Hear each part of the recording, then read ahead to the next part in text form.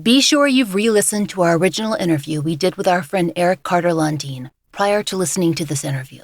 The original episode goes into great detail to cover the case of Eric's little brother, Jacob. And for more than 3 decades, his case has remained neglected. Because we referred to the alleged perpetrator as John in the previous episode, we've continued to do so in this episode as well. But Eric has released new details on his own podcast, and we encourage you to listen to his coverage. To learn more about the projects we discuss in this interview, be sure to check the show notes.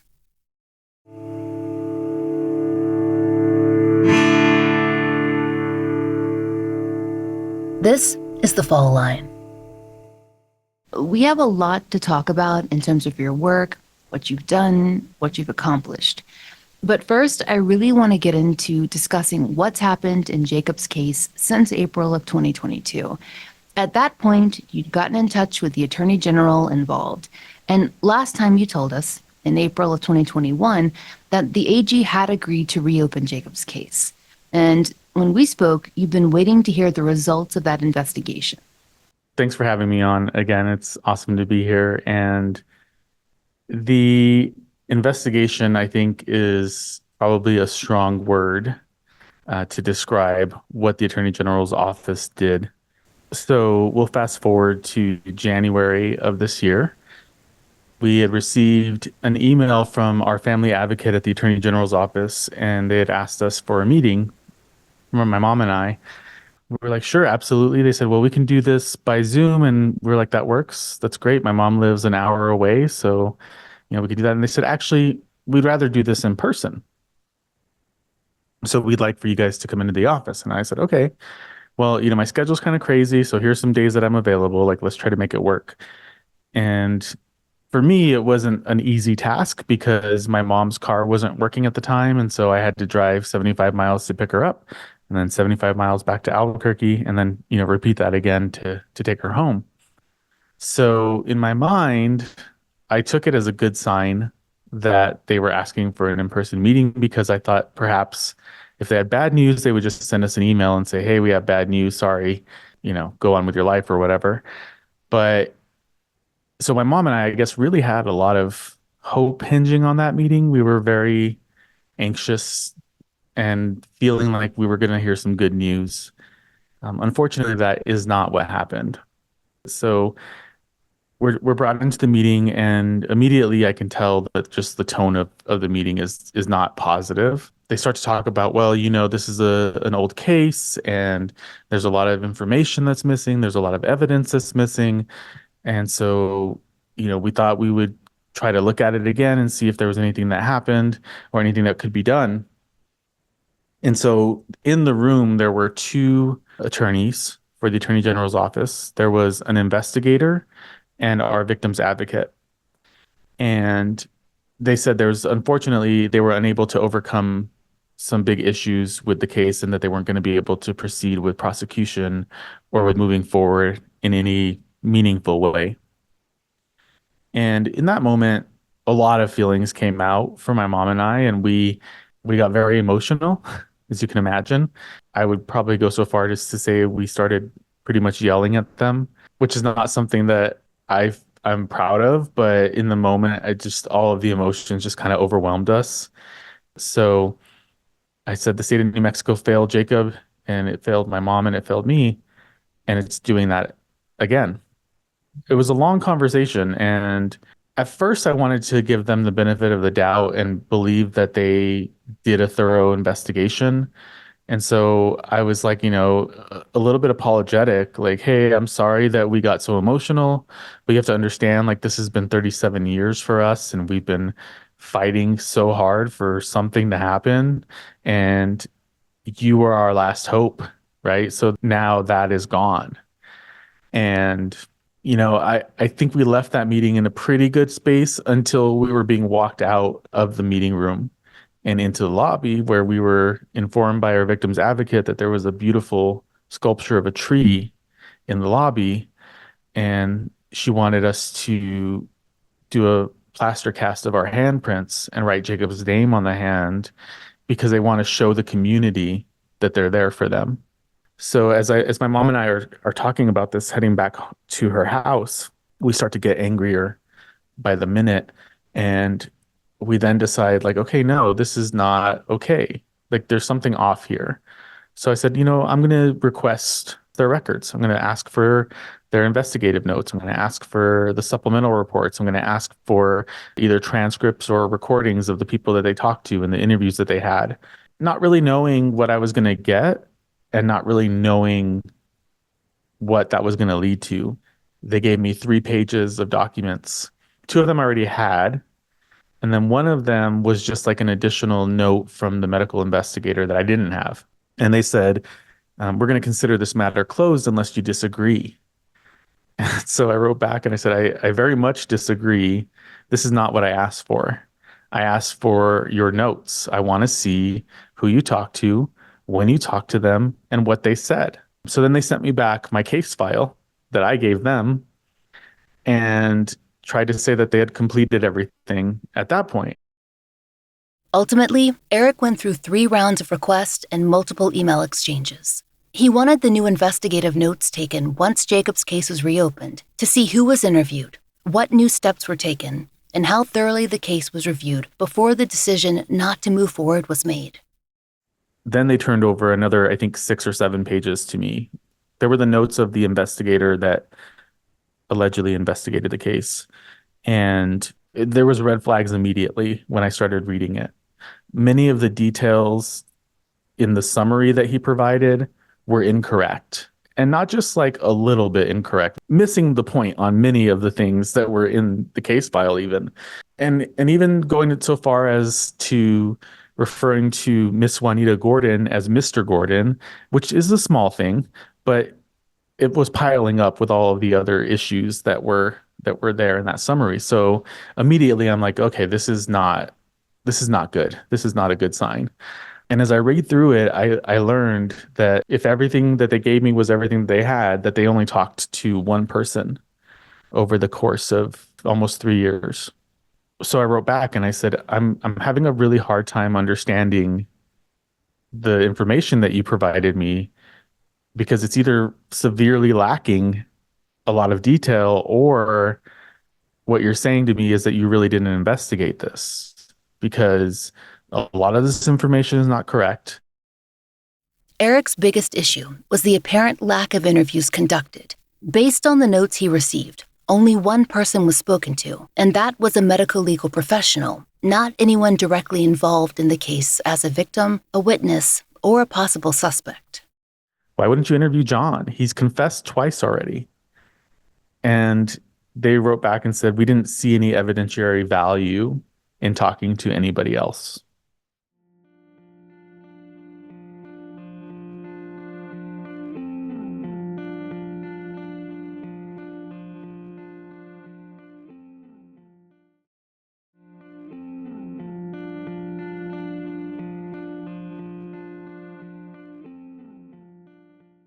As you heard a few minutes ago, another issue Eric said they brought up was the concept of an alibi. Namely, he tells us that his mom was said to have given one to Jacob's alleged killer. But that doesn't make sense to him based on the definition of what an alibi actually is. So, essentially the alibi they're talking about is when my mom is being told by this person that I was hurting Jacob. And then when the police asked her about it, she said, this is what he said to me. There really wasn't anything in that. I mean, I guess if you are trying to try this trial in your mind and you're like, I have to present this to a jury, the jury's probably going to question my mom's interactions with the police and what she said. That's fine. I still don't think that should stop you from investigating this case. Just listening to that absolutely blows my mind. After having you really lay out the facts for me 2 years ago and following you this entire time, even someone who took a cursory glance at that file would know where you were when things happened. If I remember, they asked your mom some general kind of character questions, which would not, do you think this could happen? Well, maybe, I don't know. I don't think so. That's not an alibi. Yeah, I couldn't believe it either. And, I kept pushing back. I'm like, this is not an alibi. You need to stop calling it that. You can call it, questionable things that my mom might have said, things that cause people to pause, sure. Is the defense going to latch onto that? Absolutely. But if you're any kind of prosecutor, you can prepare for that, right? Like, I don't know, maybe talk to my mom. They didn't interview my mom. They didn't interview me. They didn't interview my grandmother. They didn't interview anybody connected to this case other than the supervisor of the medical investigator at the time, who, of course, doesn't remember anything. Where does that leave you and your family in terms of what, if anything, can be pursued for Jacob? Yeah. We are obviously distraught, right? Like, I think we've spent the last few months kind of picking up the pieces of our broken hearts and trying to gain the gumption to move forward. I noticed that one thing you did earlier this year was to revive a campaign that you did really early on as a family creator, which was to do 10 Days of Jacob. Can you talk about that a little bit and why you decided to revive that? Yeah. So that's actually what caused the Attorney General to pay attention to the case the first time we did the 10 Days of Jacob. It led to the district attorney in Socorro County turning the case over. And that was the only way that really could get any kind of movement in his case. So I'm very, very grateful for everyone that participated in that the first time. The second time we did it was in response to all of this interaction that we had with the Department of Justice and, our feelings of just being basically told to go away. So we decided to try it again to see if that would help to get the Attorney General's office to pay attention. Because one thing that I know about Raul Torres, the Attorney General, is that he is very concerned with his electability. And my hope was that it would cause some pressure to be built on the office to make him want to try to do something beyond what they had already done.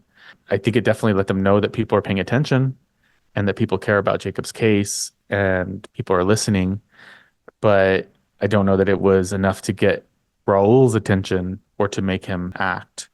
But I think my mom and I really want to continue fighting, as difficult as it is, as much as we want to, like, I don't want to say give up, but you know, there was a moment of like just feeling defeated and it kind of comes and goes.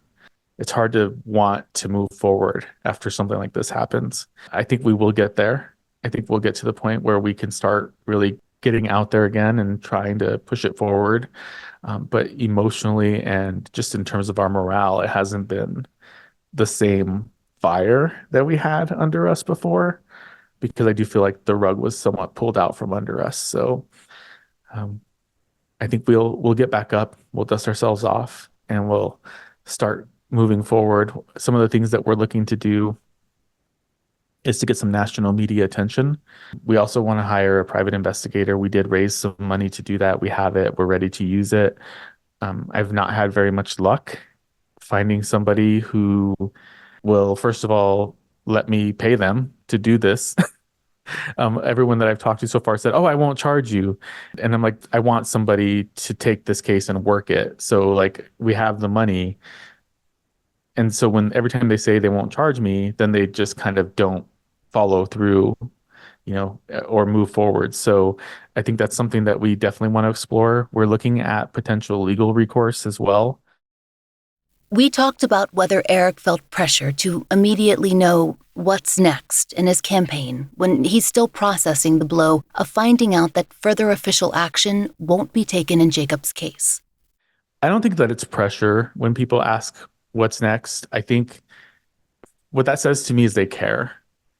And so I don't take it as a pressure, and I have no problem saying, hey, I think we're going to have next steps at some point, but right now we're in like grief mode. We're processing our feelings and we need some time. And I have said that to people when they've asked me that, because I think it's real and it's honest, right? So they're coming from a good place. And, I definitely don't want to disappoint the people that are invested in Jacob's case. But I think that there needs to be space for mental health and for grieving hope that we had. And that's not to say that we don't have hope. It's just we have to find a different avenue to pursue now. So I know that at least way back when we talked in April of 2022, there was a lot of information you were holding back in Jacob's case, and for a really good reason, because you were waiting for hopeful prosecution. And I know that you're feeling differently in terms of both that hope and also in terms of how you're processing this information. As a family member and an advocate and a creator that does work in the true crime space, and you're dealing with a case that has not been resolved but is being treated as closed. Well, people who don't know me probably don't know that I have a very short temper, and I can be a little bit of a hothead about things. I can also be very stubborn. I call it tenacity, but it's stubbornness. So I think at this point, I'm all bets are off in my mind. Um, the Attorney General was our last stop here on this kind of justice train.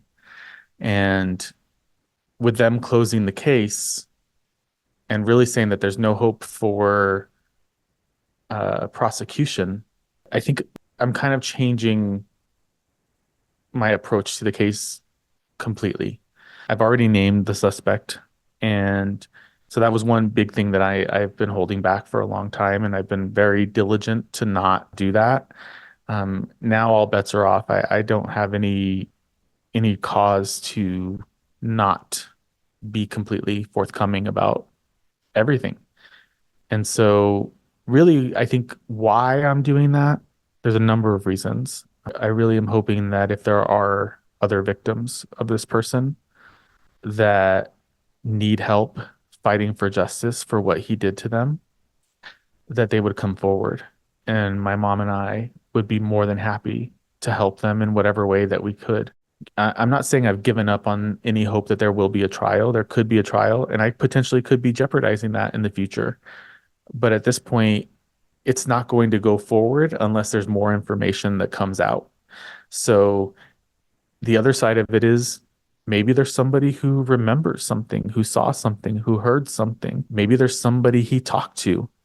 Maybe that, there could be information out there that we don't even know exists on the case. And I think that by opening it up now that really there's not any hope without that information could give us potential avenues to move forward. Has this experience in any way changed or maybe even just informed the way that you're approaching and covering and advocating for cases in New Mexico?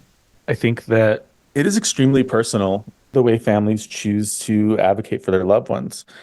And I would never believe that I am the know-all, end-all, be-all in that scenario. I think that every situation is different and everybody responds differently to things. If I could go back and tell myself things, I think it would be to go hard from the beginning, although that could probably backfire, right? Then nobody wants to talk to me. Nobody wants to work with me because I'm just like a giant jerk who is just a pain in their neck.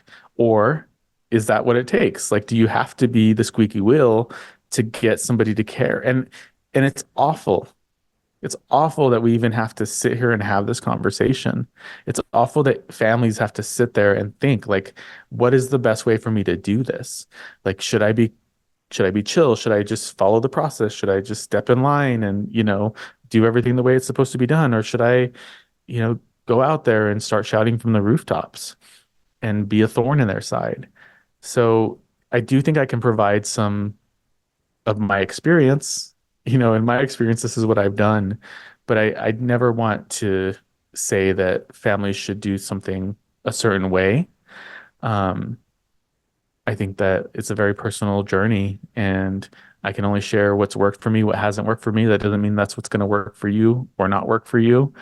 But I could tell you about the things that we encountered along the way. So I do think that there is some of that there. That's definitely a route that I want to take, is really, let's listen to some success stories. Let's listen to some failure stories of other family advocates that are out there so that we can all learn, because we all could learn from each other.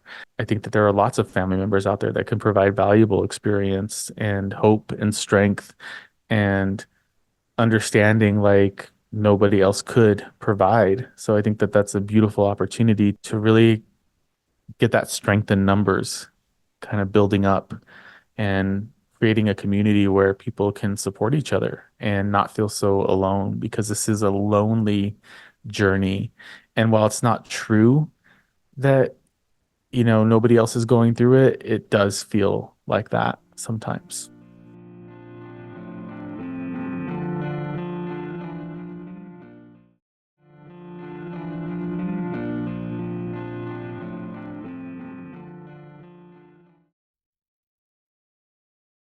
Another major shift in Eric's life and his mother's has been the establishment of their new nonprofit, Angels Voices Silence No More. We talked about the inspiration for their organization and what he hopes to accomplish.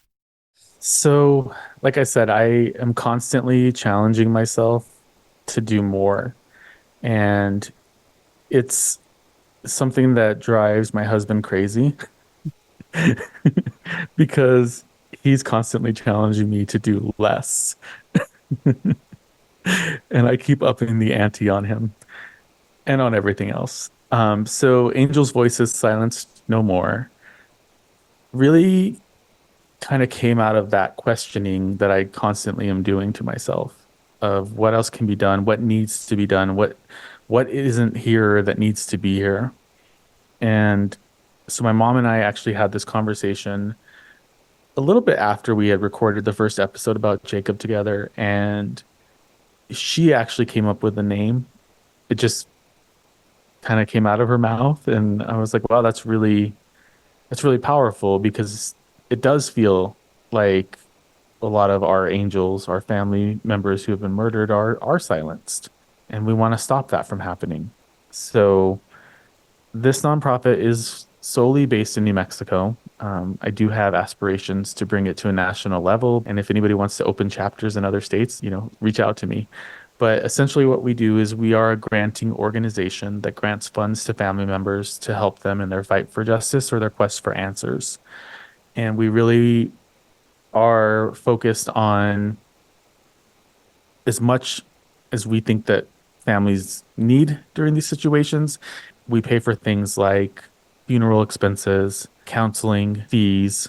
We pay for billboards, for social media ads. We'll pay for private investigations. We'll pay for attorneys to help them with their cases, DNA testing, search and rescue supplies, funding searches, anything that is going to help them in their quest for justice. We do pay direct to vendor, so we're not just handing out money to family members who say that they need money for something. We actually would ask them for an invoice or a quote, and then we would cover those costs directly. So we try to make sure that we're being good stewards of the donations that we're receiving, and that it's going to, as much of it as possible, is going to the families directly. My goal, my own personal goal, is to keep it at like 90% of the money that we bring in going out. I don't know if that's feasible. We don't have any hired staff right now. It's fully volunteer board only. So we're a working board. We're all pulling the ship together. And so we're going to try to keep the costs as low as possible so that we can be as impactful as possible in the community. And always comes back to taking away that sense of loneliness and hopelessness, or at least trying to alleviate some of that so that the families can focus and put their energy into fighting for justice or searching for answers without the pressure of all of these other things that are part of it that people don't think about when you're trying to imagine what it's like to fight for justice. We have a couple things coming up. So July 1st, I'm going to officially announce, because that's Jacob's birthday, we're doing a blessing shower for families in need. So we were going to do it in person, but the logistics of it and my schedule and everybody else's schedules, we couldn't make it work. So we're doing a virtual baby shower. And essentially what we've done is we've created an Amazon wish list. We also will accept, donations that are not from Amazon if people want to shop somewhere else, even if there's like Etsy stuff. But we want to collect diapers, bottles, baby wipes, all the necessities. And then we'll be taking them to domestic violence shelters, homeless shelters, and to any other families that are in need for those supplies. So we want Jacob's legacy to be a legacy of good things that are done in his name and not so much of a focus on the horrible things that happened to him. And I'm really excited about that baby shower. I think we're going to have an opportunity to make a bigger impact in the community and really, do something a little bit different that isn't directly related to justice, but it is a form of justice because I think that there are a lot of people out there that are in need. And it makes me happy and it makes my mom happy that we're able to do this in Jacob's name. So, on the note of other projects you have going to connect people and help people, you and some of your colleagues, which is a really formal word because they are also my friends, have decided to launch another big project. And it's slated for next year. And it's called AdvocacyCon. So I would love for you to tell our audience more about that, why you feel it's needed, and also what attendees can expect. Absolutely. So I want to just be very clear from the beginning that it's advocacy conference, not convention. This isn't going to be a convention. This is going to be a conference. And this, again, is one of those ideas that, as I'm constantly asking myself, what else can be done, is something that I feel like is missing in, I don't even want to say the true crime space. I would just say in the advocacy space. There are advocacy conferences. Um, they're very broad in the scopes of what they do. I think we're being a little bit more targeted in how we're approaching this. And it is the first multi-day conference specifically focused on advocating for murder victims and the missing. So the whole goal really is to ignite a spark of hope for families that are out there looking for answers or fighting for justice. And what we want to do is bring together experts in the field of advocacy, whether they be private investigators, DNA organizations that are doing genetic genealogy, nonprofits that assist families that are out there fighting for justice or looking for answers, search and rescue experts, like everybody that has anything to do with advocating for justice to come together, connect with these families that are actively looking for answers, and not just family advocates, but just any advocates that are out there trying to get answers on cases, connecting them with these people, putting them in the same room so that they can have conversations. In a perfect world, I see families coming up to lawyers that are there and asking them to help them review their cases and to give them advice on who to talk to or where to go or things that they can do. Private investigators that are there to potentially answer questions that they may have.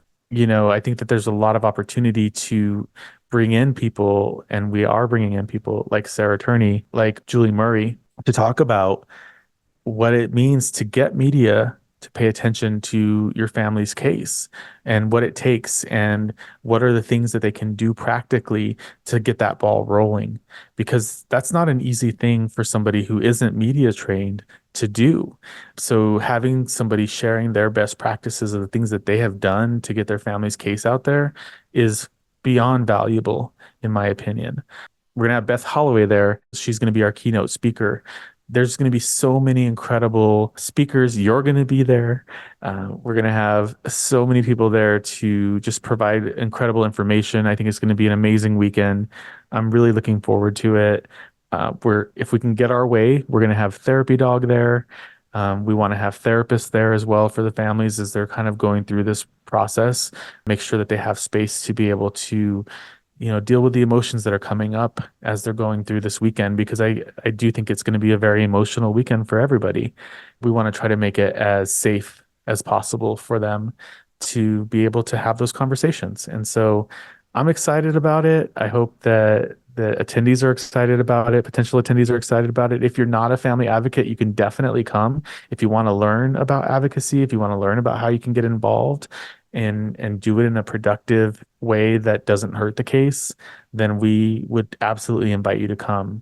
This isn't a podcast conference.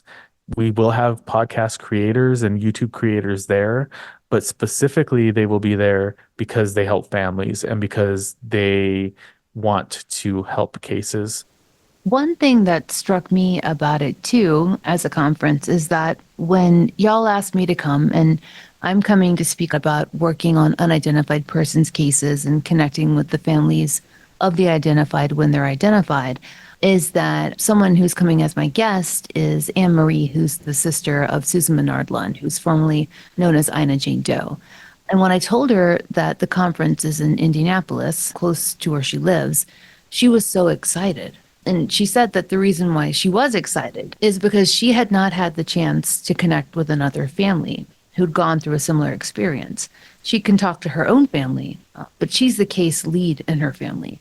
And she just simply had not had the chance to speak to anyone else who'd gone through anything like, remotely similar outside of her small bubble. And that is what she's most excited about. So That makes me feel good because that's where I think the magic is going to happen with AdvocacyCon. Those moments of pulling somebody aside and saying, "Hey, can we talk about what you've done to move your case forward? I have some questions for you." Like the value of that. I've been very blessed and fortunate to have Sarah Turney and Julie Murray and John Palmer and so many incredible family advocates that are out there doing the work to ask those questions. And so I know that there's so much power in that. And I think that that is going to be the biggest impact that we're going to see from this conference. And I'm beyond excited. I think it's going to be incredible. It's a game changer. It's a groundbreaking thing that we're doing. It's never been done before. And I'm excited for the future and to see where this goes because I think that it could, again, create more impact. And that's constantly what I'm trying to do. So we hear the word advocate more and more and more in true crime spaces, which I think can be a good thing for sure. But I wonder if people really think about the responsibility that that word entails, because there's a lot of it.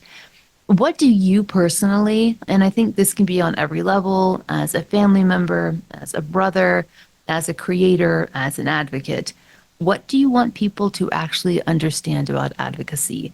What defines it for you? What should it be? What should it not be?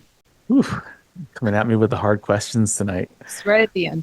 Right at the end. Yeah. Advocacy for me is speaking up in the face of injustice.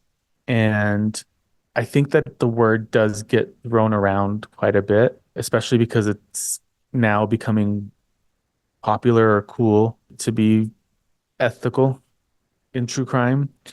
And I think advocacy is kind of the antithesis of the unethical side of true crime. So, from a true crime creator perspective, the responsibility that I see for advocacy is creating awareness and asking for calls to action for these cases and just giving a platform to the families that are out there trying to raise awareness on their cases. Advocacy as a brother, as a family member of a murder victim is it's the same, right? Speaking out against injustice in my brother's case and holding everybody who is responsible accountable and calling them to account.